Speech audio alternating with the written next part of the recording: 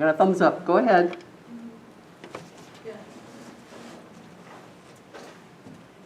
Hi, my name is Haley Eagleman, and my article is going to be on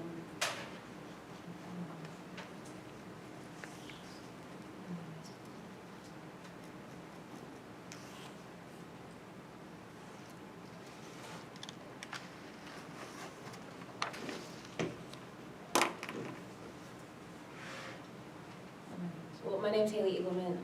I'm sorry if you guys want to introduce yourselves. I'm Mariah Garza. I'm Jordan James. Wagile Tati, Hello everyone, good you're all here. My name is Enrique Harlan, and my article is on Canada's missing and murdered Indigenous peoples and an imperative for a more inclusive perspective. Hello, my name is Thomas Eagle. My article today is on the Executive Order 14053, improving public safety and criminal justice for Native Americans and addressing the crisis of missing and murdered Indigenous people. And our question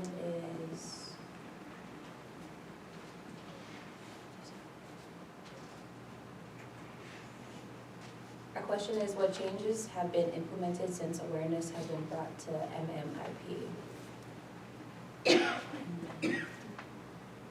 The definitions of keywords in question, they came from dictionary.com. Define MMIP, missing or murdered Indigenous people.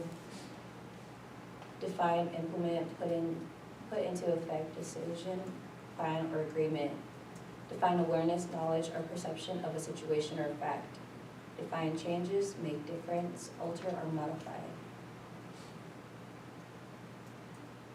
And my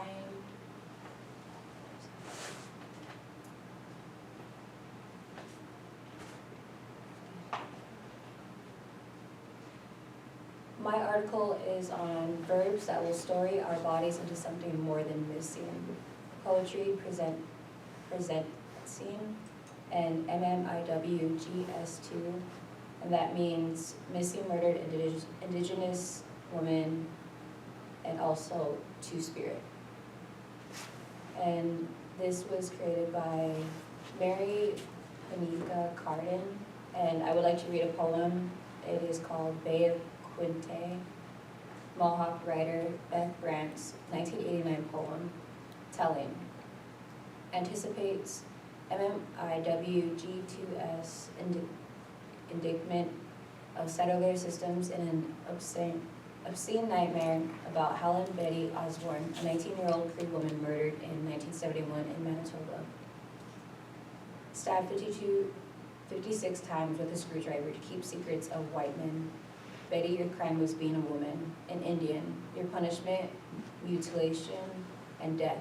The town kept the secret of who killed you. 17 years before the names were said out loud, they kept secrets to protect white men. Who do I protect with the secrets given me? My pen is a knife. I carved the letters BETTYOSBORME on this yellow page. Surely the paper must bleed from your name. Why doesn't it bleed for you, my throwaway sister?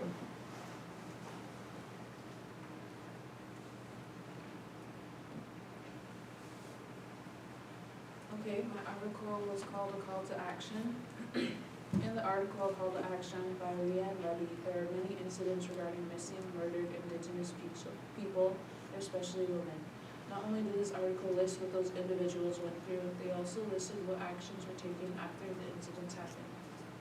For instance, an action that was taken was on December 8th. On that day, an organization and a couple of people decided to announce the first phase of the National Public Inquiry into missing and murdered Indigenous women.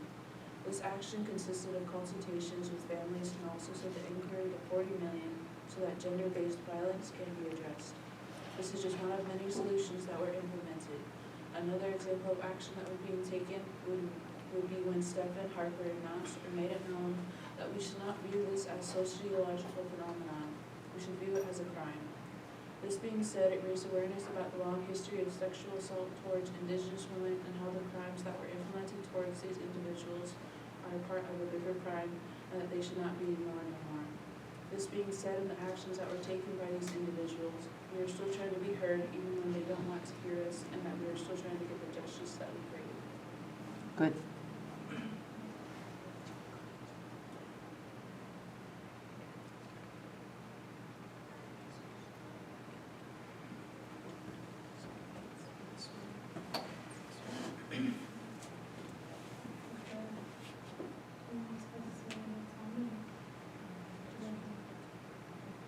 It makes me upset. It makes me upset to hear the crisis of our women and children who go missing. As I read this article, it gives me good hope and faith for my community. We can be women who carry out good studies in school. As I see Native women like Torres and Van who have been involved in the studies of Native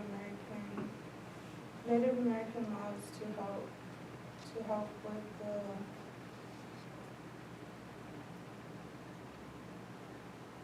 the loss of the tribe. Savannah Graywin's heart-rending narrative is a poignant reminder of the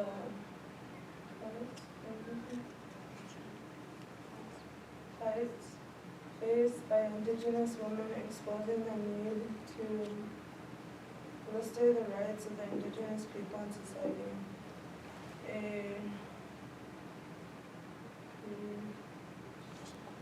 A resplendent life, the Sage of Grey, which ended abruptly under unexpectedly horrid circumstances, calls for an extinguished introspection for society norms. Her story sets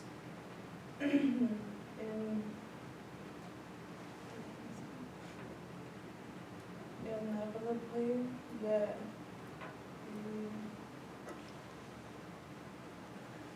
regrettably a promise to argue for the protection and the enhancement of Indigenous rights. Savannah's heart-rending case amplifies various issues entrancing to native tribes, such as rhetorical stereotyping and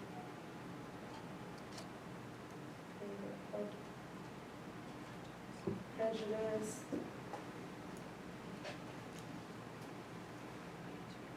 Attitudinal barriers in exercising authorities in the absence of proper legal framework.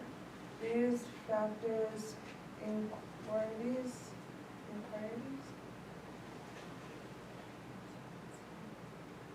mechanisms often resulting in the non-knowledging of the disappearance and lack of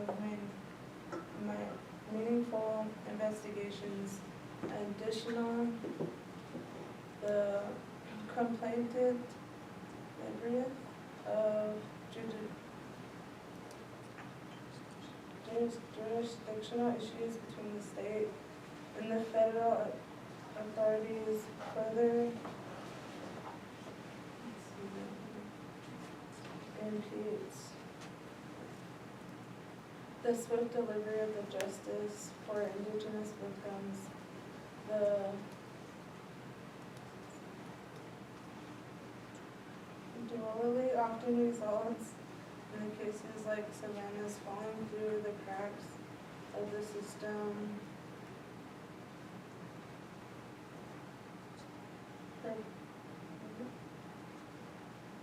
Purposely built the dispense fairness and justice, even the basic human rights of indigenous tribes are often seen as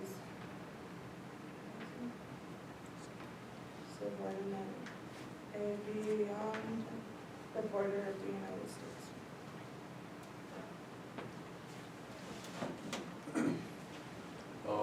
According to Hanson J. G's article in 2019, it says here, Canada's missing and murdered Indigenous people, an imperative for a more inclusive perspective. The National Enquirer into missing and murdered Indigenous women and girls emerged to bring attention to the overrepresentation of missing and murdered Indigenous women in Canada. It has raised awareness about systematic racism and sexism, as well as social and economic conditions experienced by Canada's Indigenous population. Yet research shows that Indigenous males are most likely to be murdered in Canada.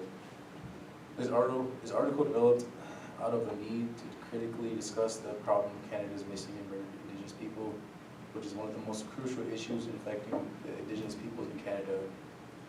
The National Inquiry into missing and murdered Indigenous women and girls began in the year 2015 after Prime Minister Trudeau supported calls from Indigenous women's organizations to address the problem of the disproportionate numbers of missing and murdered Indigenous women in Canada. The inquiry is supposed to engage Indigenous families and communities in discussions about the racist, sexist, and colonial violence against Indigenous women. Its central goals are to reduce the violence and to promote healing within Indigenous communities. Thank you. My article is Executive Order 14053, improving public safety and criminal justice for Native Americans and addressing the crisis of missing and murdered Indigenous people. Summary. Executive Order 14053 was signed by President Joseph R. Biden Jr. on November 15, 2021. The order is intended to address the exceptionally high levels of missing or murdered Indigenous people here in America. According to the author, Native Americans face unacceptably high levels of violence and are victims of violent crime at a rate much higher than the national average. Research shows that approximately half of Native American women have experienced sexual violence and that approximately half have experienced physical violence by an intimate partner, with the vast majority of Native American survivors reporting to have been victimized by a non-Native American individual. To combat this tragedy, the 116th Congress enacted two pieces of legislation, Savannah's Act and the Not Invisible Act of 2019. Executive Order 14053 builds on the Not Invisible Act by establishing a joint commission that includes representatives of tribal, state, and local law enforcement, tribal judges, Native American survivors of human trafficking, healthcare and mental health practitioners who have experience working with Native American survivors of human trafficking and sexual assault, urban Indian organizations focused on violence against women and children, and family members of missing or murdered Indigenous people. This Joint Commission will work on ways to implement federal law enforcement response, as well as improving data collection, analysis, and information sharing, while also finding ways of strengthening prevention and early intervention. But the most important section of Executive Order 14053 can be found in Section 3 titled, Supporting Tribal and Other Non-Federal Law Enforcement Efforts to Prevent and Respond to Violence Against Native Americans. This section of the executive order finally allows tribal law enforcement to investigate and prosecute non-tribal members for domestic violence and dating violence offenses on the reservation, which is a necessary step forward in the fight against the violence of our people. But as always, more is needed. Good. Okay. Solutions? Thomas just read several. Anyone else have? Yeah, go ahead. I have a solution to Okay. build off of that. We need to hold local law enforcement more accountable. It doesn't seem to matter if the crime happens within tribal, state, or federal jurisdiction. There is a disgusting number of examples where investigators see a missing or deceased Indigenous person and immediately assume the worst about that individual. Oh, they just ran away, or they're out partying. They just passed out in the field and froze to death, or died from an overdose. Never mind any evidence to the contrary, because natives do this kind of thing all the time. That's it, case closed. Imagine what the real number of missing or murdered Indigenous people would really be once unreported and or poorly investigated cases are factored in. The solution must be accountability on all levels of the investigative process. Because even when negligence by investigators is proven in a court of law, the consequences of such actions are rarely enough to prevent other members of law enforcement from doing the same thing. Unfortunately, things will never change if this remains the case. Good. Okay. Q&A from the audience?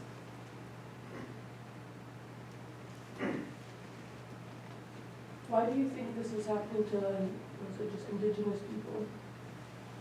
There is people who have wrote about it and theorized that a lot has to do with the settler mentality. People going in and saying, hey, this is mine, or you're less than. With law enforcement, my wife listens to a lot of podcasts, and I'll hear them at the corner of my, but a lot of instances is investigators just not investigating it. You know what I mean? Just like seeing a Native woman and being like, oh, she's promiscuous, or oh, she's less than, or she's poor, she's whatever, or children, or any Native people in general. And it's just that imperial mentality. Is it worse in Canada or United States? It's bad all over the world. But Canada's held a lot higher, like especially for men, women, and kids, and like two-spirit people, like they're held higher. And even that, Native women and kids are the highest seller, like more than any other races are themselves. Native American are top sellers, I guess, to trafficking. And even though awareness is being spread about it, people are not acknowledging the fact that these things are happening in the now, and the government or police aren't doing anything about it to make it known or solvable. And when it falls under my article, there's a part where our only way, like, in that way, poetry serves as a mode of survivance. I feel as if that's, I don't know, like more positive, like we're trying to push it into poetry because no one really takes us seriously, even if we do these walks or do these presentations to show like non-natives that we actually matter, and the more we keep losing our people, the more we're losing population of our tribes. A great example of that is what happened with the residential schools. There have been people screaming for decades that at least 10,000 children have gone missing, and then they find at the one residential school 215, and that cascaded to over 10,000, and it was a validation of but why did it take decades? You know what I mean? So. And even that, there's still more kids, more kids still being looked for and being found at these residential schools or these churches. And even slowly throughout history, and even in the future, these things from like years back are being found out just now. Like with the boarding schools in Canada, about how they found that graveyard of kids and individuals.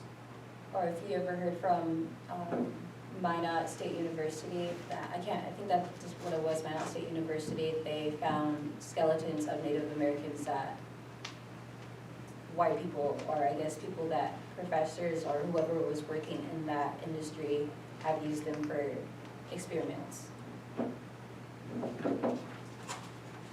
I like how you brought that up. I forgot about No, that Yeah. like really got to me. I'm like, Yeah. why are you using as experiments? Yeah, Like, and especially because it was from like most of the skeletons were like MHA Yeah. bones, and then like some guy from this other country, I don't know, it's like some small country, was talking about how they had like MHA bones as well.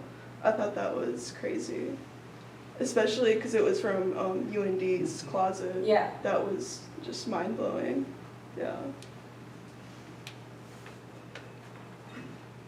UND has officially apologized, but it doesn't always forgive the we action. Can't take back, Yeah, we right. can't bring those bodies back. We can't even identify them of whose family it is, and that's what's hard. Like, I think, like for as long as I've lived in Newtown, I've held on to like researching about women that go missing there because of the man camps, because of people that come through to go to that casino or go stop somewhere in Newtown, and for some reason there's women and kids going missing.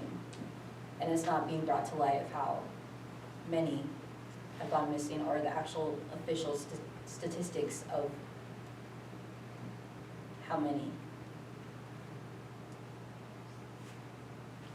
Do you think there's bad cops on reservations? Yeah. And then is there a percentage of how much go missing? I like to, there was a bad cop in MHA, I don't remember the name officially, but he was a part of the trafficking.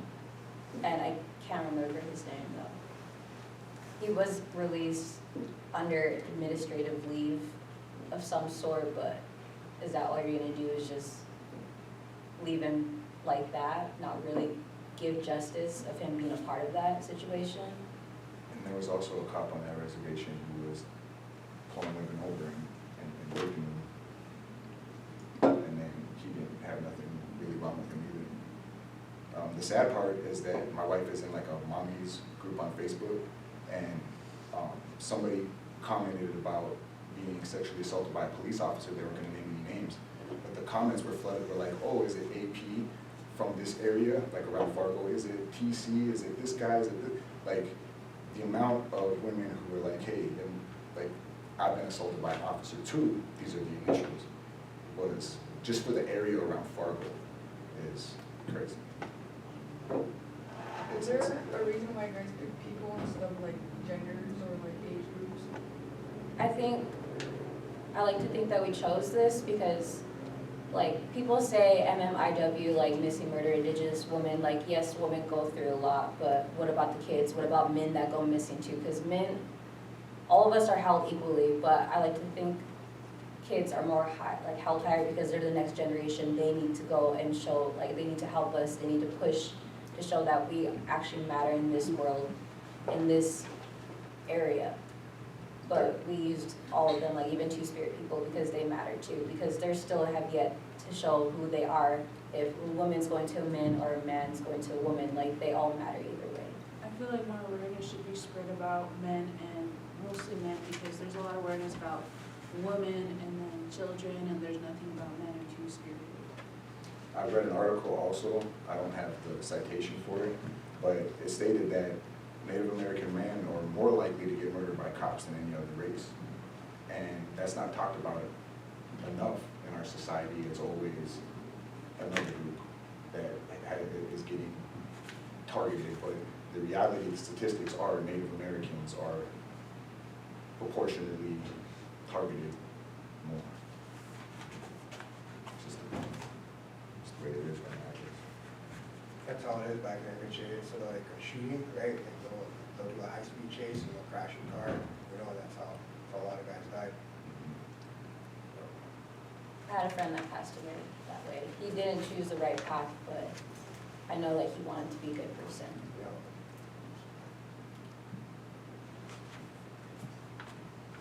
Times are changing, guys. I think we're making a comeback. I really do. You know what I mean? That hit hard too, because I'm from MHA and I lost a lot of people. Our president can't even make a complete sentence, but he did Executive Order 14053. As soon as he got in office, Yeah. at 21, As soon as he got in office. yeah, So, he wasted no time. Yeah, there's progress being made, but we also have to bring awareness to people around us. People don't know. You know what I mean? Yeah. So. Any more questions? You may conclude. Thank you for listening to us. Good child. Teach us